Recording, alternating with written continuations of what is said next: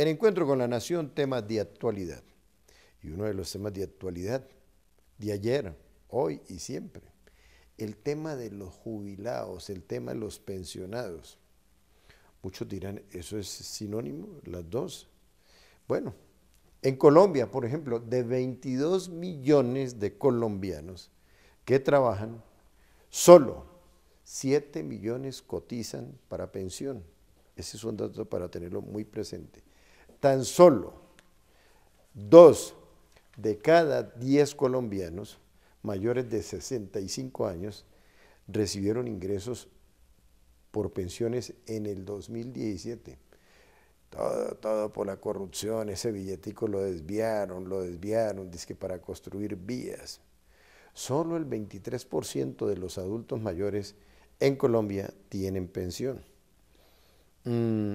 A propósito, ya el 20 de septiembre se celebra el Día del Jubilado, pero esto no es día ahora. Bueno, aquí se celebran días, por ejemplo, a finales de agosto se celebra el Día del Motel, pero aquí en Colombia, Día del Motel, hoy es, aquí, ya lo cogí, nuestro ingeniero me dice que el 30, yo no sé por qué sabe también que el 30 de agosto se celebra el Día del Motel, pero bueno, lo cierto es que el 20 de septiembre, pero no es de ahora, pero eso poco lo conocen los colombianos, a partir del 20 de septiembre de 1904 se celebra el Día del Jubilado. Pues bien, para hablar de estos temas, tenemos un invitado internacional, Joaquín, o mejor, a él no le gusta que le digan Joaquín, aunque él entiende cuando uno le dice Joaquín. Kim Boyce, él es el secretario general de la Unión Internacional de Sindicatos.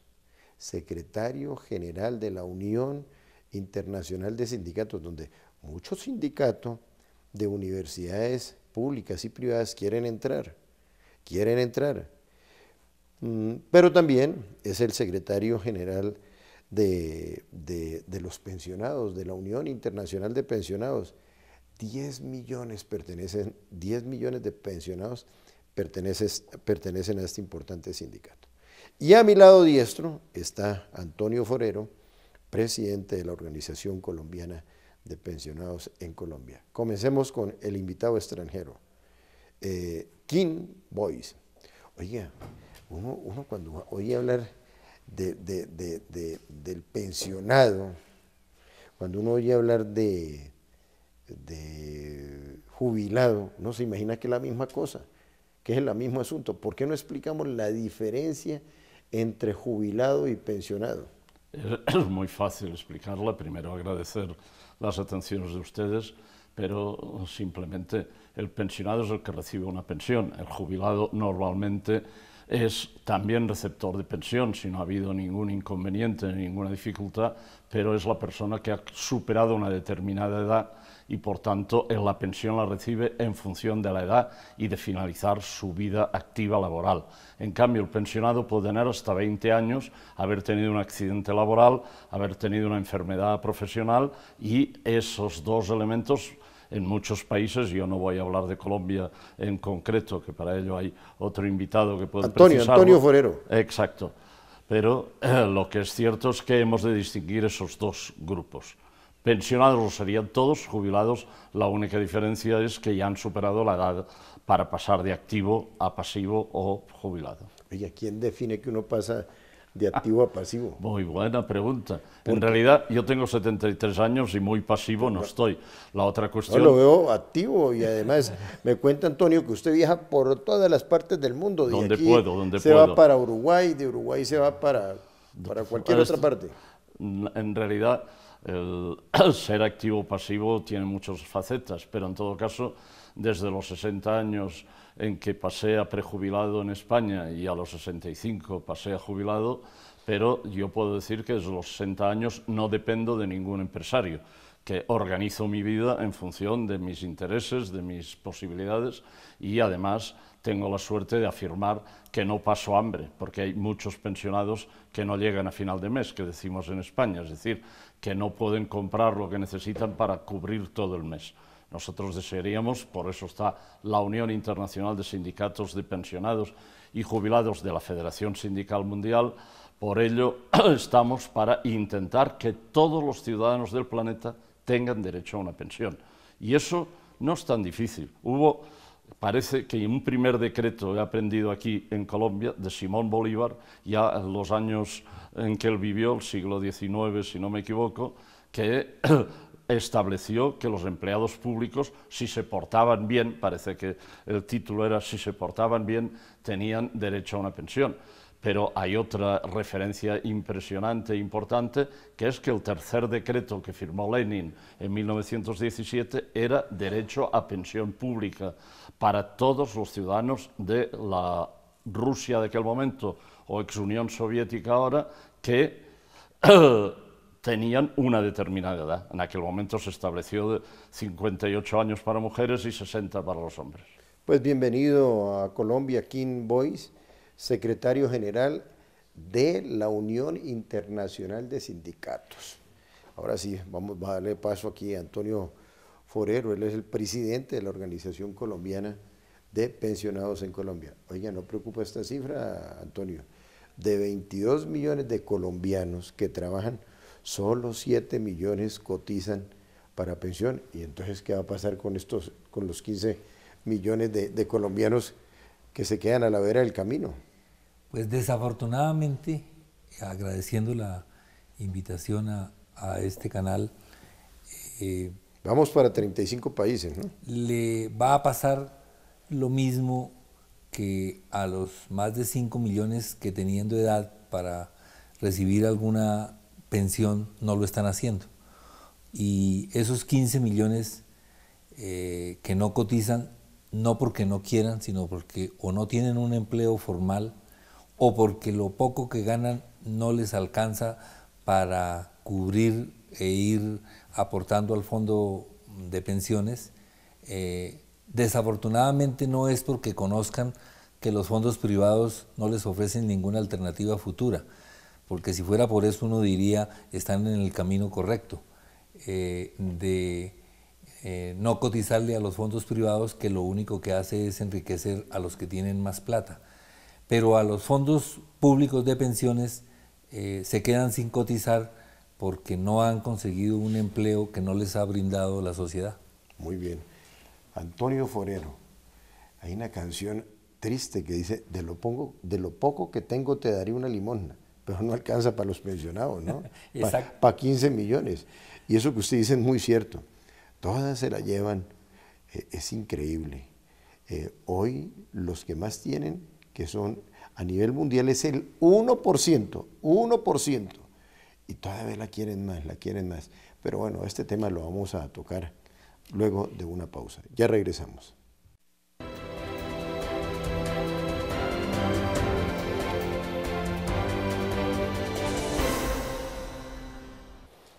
Bueno, Joaquín, mejor sí. Kim Boyce. Él es de Barcelona. Oiga, ¿cómo es lo de la separación de Barcelona con...? No puedo dejar de preguntarle. La separación de Barcelona con... lo que sepa. Y lo que sienta, ¿no? También. Lo más importante, ¿eso cómo lo ve usted, la separación de los catalanes de España? Esto es una historia larga que le voy a resumir porque nos apartamos del tema de pensionados, pero yo he de decirle que el franquismo y por tanto la dictadura fascista de Franco impidió el desarrollo de la cultura en Cataluña, como impidió lo mismo en Euskadi, en Galicia, que había un proceso con la Tercera República de promoción de la cultura, no de separación del resto del Estado.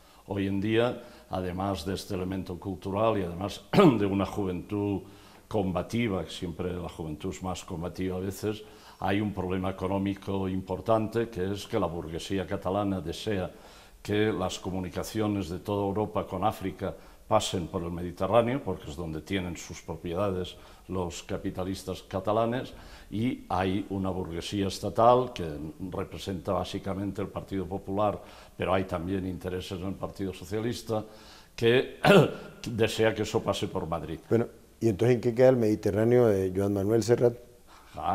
Tiene una buena canción, pero en todo caso, detrás también de esto hay Rotterdam, que es no el Mediterráneo, sino ya el Canal de la Mancha, que si Barcelona pasa a ser parte de ese eje, Rotterdam pierde la posibilidad de ser el centro receptor mayoritario que es ahora de todas las mercancías que viniendo de Asia pasan por el Canal de Suez y llegan antes a Barcelona que no a Rotterdam. Y de Barcelona, si hay el eje, llegan a Rotterdam antes que incluso por el barco.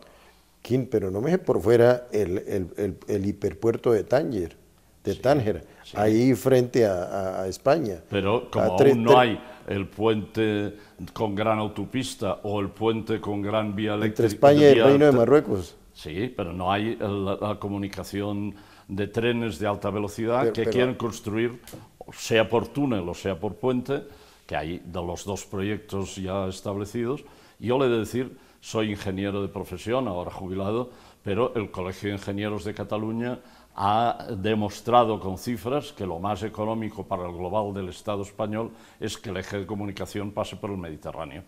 Pero, evidentemente, como mandaba el PP y ahora el PSOE, y tienen intereses en que pase por Madrid, esa forma parte de la batalla. Pero en Marruecos sí no tienen problema, porque allá el que sigue mandando la parada es Mohamed, eso sí, el rey. Un rey con su religión, con sus formas de actuar caciquiles en algunos aspectos, que es lo que caracteriza a la monarquía en más de una ocasión, pero allí también hay problemas de pensionados, y aprovecho para decirle que es uno de los países de África mejor organizados los pensionados, el de Marruecos. En todas las 20 y tantas provincias que tiene Marruecos hay una organización de pensionados que está afiliada a la Federación Sindical Mundial. Oiga, pero sí, ¿a ellos qué les suena más? ¿Que les digan que es uno de los 54 países del continente africano o que es uno de los 23 países de la Liga Árabe Unida? ¿Qué les suena mejor? Pues me suena parecido, porque yo le voy a decir que nosotros el 26 de noviembre de 1916, hicimos en Dakar la primera reunión de organizaciones de pensionados de toda África. Invitamos, lógicamente, a los países árabes de África. Y el 26 de noviembre del 2017 hicimos la conferencia de países árabes. Y por tanto volvimos a invitar Marruecos, Argelia, Túnez, etcétera, hasta... Todo el norte. Todo el norte y parte de del Oriente Medio, que hay países... Bueno, a propósito, Quinn, usted hablaba de que Marruecos, el Reino de Marruecos, es uno de los países donde mejor tratamiento tienen los pensionados. No, he dicho que mejor organizados estaban, que es distinto. Ya, quizá perfecto. Me he expresado mal, pero... No, pero va la aclaración. Pero bueno, esto viene porque le voy a preguntar, ¿en qué partes del mundo los pensionados, los jubilados, tienen mejor estatus? ¿O tienen mejor, digamos, fin de vida? ¿Y en qué partes del mundo tienen peor fin de vida? Y no me voy a mencionar a Colombia porque aquí lo estamos sintiendo. A Colombia, pero esa pregunta ya hay otra Antonio. Persona aquí más autorizada para definirlo, de la globalidad del mundo, y yo digo que son algunos países europeos en la actualidad. ¿Cómo cuáles? Suecia, los del norte, Finlandia, Dinamarca, Noruega. Los del norte. Pero con cambios ya. Nosotros hicimos la reunión europea de organizaciones de pensionados en Dinamarca, precisamente. Y allí nos empezaron a explicar que también les están recortando, porque al final es el Fondo Monetario Internacional, con la señora Lagarde, que usted debe conocer, por cierto, corrupta y condenada por corrupción. Uy, no, tiene razón que no le acepté, me propuso matrimonio. Eso no lo sabía yo. Alguna virtud le habrá encontrado a usted, pero bueno, tendrá usted muchas. Bonita pierna, bonita pierna. En todo caso, esta señora ha dicho públicamente que los pensionados del planeta no somos productivos, lo cual es cierto, ni pretendemos serlos para las empresas ni capitalistas ni en general, pero que cuanto antes nos moramos es mejor. Así lo ha dicho. Pero eso tan rotundamente como el ministro de Trabajo de Japón, que hace 2 años dijo por televisión, él con 72 años, que los pobres pensionados japoneses o que no tenían pensión, lo normal en la mentalidad japonesa era hacerse el harakiri en vez de morir malamente. Y el harakiri, supongo que todos los oyentes lo saben, significa el suicidio. ¿Eso significa que eso es peor que el fascismo o no? La propuesta sí, pero eso lo dijo, está grabado, ustedes como televisión seguramente podrían hasta conseguir, yo no sé japonés, pero lo dijo en japonés, está traducido. Pero aquí se lo traducimos, no se preocupe, porque este canal, precisamente, este canal lo están viendo, ojo que lo están viendo en Lleida o Lérida, no solamente Lérida, Cataluña, Lérida, España, sino en Lérida, Colombia. Muy bien. Aquí en el norte del Tolima. Lo están viendo en Barcelona. No solamente en Barcelona, España, sino Barcelona, Quindío. Muy bien. Lo están viendo en Gerona. De estos lugares ya me conocen. Girona. Y en Tarragona. No, allá sí no me consta. Pero en los tres que le mencioné, sí me primeros. consta. Una pausa y ya regresamos.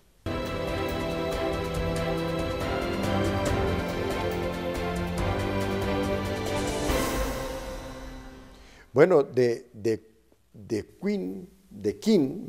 King Boyce, secretario general de la Unión Internacional de Sindicatos, pasábamos donde don Antonio Forero, presidente de la Organización Colombiana de Pensionados en Colombia.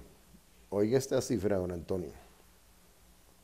Tan solo 2 de cada 10 colombianos mayores de 65 años recibieron ingresos por pensiones en 2017. Le sigo haciendo una pregunta del común de la gente. ¿Esto qué significado tiene? Tiene dos significados. El primero, que unos compatriotas que tienen la misma edad nuestra nunca les permitieron tenerlos en cuenta para que cuando llegaran a la edad superior a los 60 y tantos años tuvieran algo que recibir de la sociedad a la que ellos le brindaron sus años de trabajo y de vida. Entonces, y segundo, que es la muestra palpable de lo que le puede pasar a todos los millones que ahora usted mencionó, que no están cotizando porque no tienen un trabajo estable, que si no consiguen formalizar su contrato de trabajo para que les permitan cotizar para pensiones, van a tener una vejez como la tienen casi el 90% de los campesinos colombianos, casi el 90% de los indígenas nuestros y muchos que no cotizaron el tiempo de semanas que exige la ley y entonces así tengan 65, 70 o más años de vida, no reciben absolutamente ningún ingreso por todo lo que le brindó a la sociedad.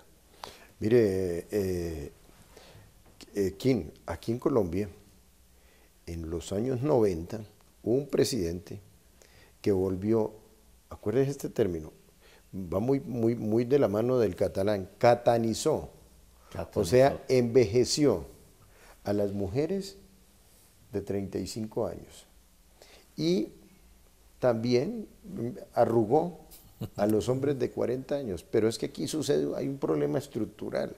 Aquí a una persona de 30 años le piden experiencia de 31 años, fuera de eso, maestría y doctorado. Oigan bien, y a las mujeres lo mismo, una discriminación total y la gente no entiende. Estoy hablando de el que puso de moda el cabellos largos e ideas cortas, y sobre todo monos. Ahora van a decir, no, es que como es calmo, entonces debe estar molesto. Fue César Gaviria Trujillo. Pero mire, le sigo preguntando, Antonio, hay otro dato, solo el 23% de los adultos mayores tienen pensión, adultos mayores. Yo ese término lo escuché por primera vez en Taiwán, lo escuché en Corea del Sur, y allá a mí me decían, escuchaba, los adultos mayores, hay que hacerles la venia. Las grandes empresas acuden al adulto mayor porque son el sumo y la suma de la sabiduría. aquí los discriminamos. Y uno encuentra que allá en Taiwán hay un progreso inmenso económico y que en Corea del Sur hay un progreso enorme. Entonces, ¿y aquí por qué lo contrario? ¿Qué pasa? ¿Es una cuestión cultural o qué es? O yo pienso que eso es más ignorancia que cualquier otra cosa. No, no es cultural, pero aquí usted acaba de mencionar cómo justifican, primero para no darle empleo a los jóvenes, diciendo que si no tienen experiencia y si no tienen tal estudio, no son aptos para entrar a la fuerza laboral. Y cuando usted logra entrar, pasa de 35 años y entonces le dicen, usted ya está muy viejo, ¿Cierto? Usted ya no es factible que entre a laborar porque aquí necesitamos mentes jóvenes y usted ya pasó de la edad y entonces no le aporta a la empresa y por lo tanto no sirve para el empleo. Entonces, primero cuando es bien joven, entre los 20 y los 30, porque no tiene la experiencia y no tiene todos los títulos que pretenden algunos que deba tener. Y apenas pasa de 35 años porque ya va para viejo y entonces ya no produce y ya no da ideas brillantes y ya no aumenta la productividad que supuestamente algunos capitalistas. Entonces, por el lado y lado, no dejan que efectivamente la sociedad se organice para que todos en edad productiva realmente estemos trabajando con un contrato válido, con todas las prestaciones y que esté contribuyendo para que cuando llegue a la edad de 60 años pueda recibir su pensión hasta los años que dure, porque no es hasta determinada edad. En los fondos privados le dicen es hasta que le alcance el ahorro. Y si usted llega y le giraron 8 o 10 años, qué pena, pero su ahorro se acabó, entonces usted mirará cómo vive después de los 70. Todo esto para conseguir que los grandes recursos que deben manejar los fondos para garantizar una vejez digna, se lo llevan los sectores financieros para hacer su especulación financiera, para demostrar, conseguir los rendimientos de esto y acrecentar su riqueza sin preocuparles en nada la gente que no tiene el ingreso o no tiene las posibilidades de recibir una retribución del Estado. Bueno, la última pregunta, mire, esto se nos fue rapidito, súper rapidito. King Boys, oye, usted tiene nombre de actor, ¿sabe? ¿Qué? Perdón. Tiene nombre de actor. Bueno, eso será su opinión. Yo creo que los actores lo son en función de otros factores. Y ahora, si es la última pregunta, voy de alguna forma... No, espere que venimos a lo que nos interesa. Bueno, ¿por qué es importante hoy en el mundo estar sindicalizado? Bueno, para defender los intereses colectivos y los pensionados tenemos intereses colectivos.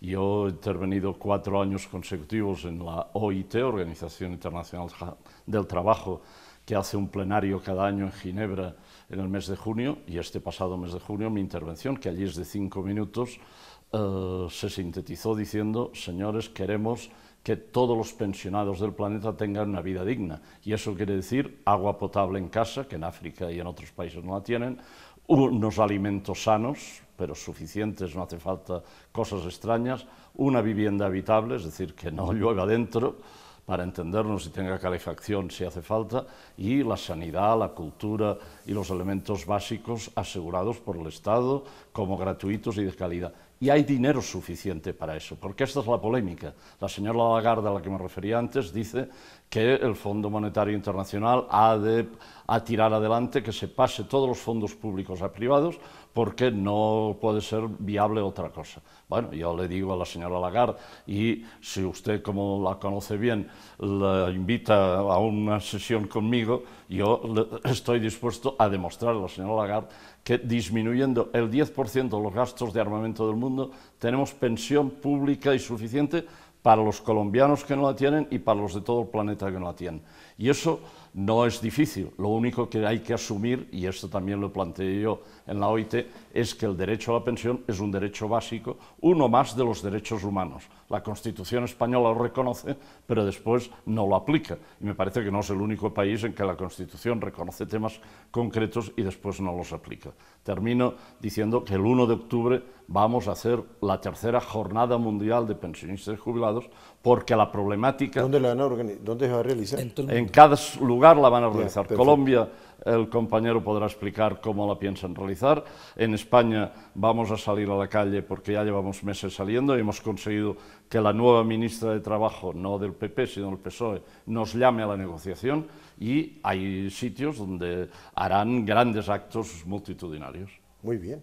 Bueno, como usted se va, aquí King Boys viaja por todo el mundo, sale para Uruguay, pero aquí se queda Antonio. Entonces yo a Antonio lo voy a tener aquí como consultor para que nos cuente, porque es que este tema, la verdad, este es un tema de derecho a la vida, de derecho humano. Además, quiero decirle, en Colombia, pues existen dos artículos constitucionales bellísimos. Uno de sus autores fue Antonio Galán Sarmiento, el constituyente Antonio Galán Sarmiento. El artículo 38, derecho de asociación, derecho de que los colombianos se sindicalicen. Y el artículo 103, sindicalizarse, agruparse, colectivizarse, es para fortalecer la democracia. Y mucha gente no lo entiende así. Entonces, hay que ser aplicados a la Constitución. Seguiremos en estos temas.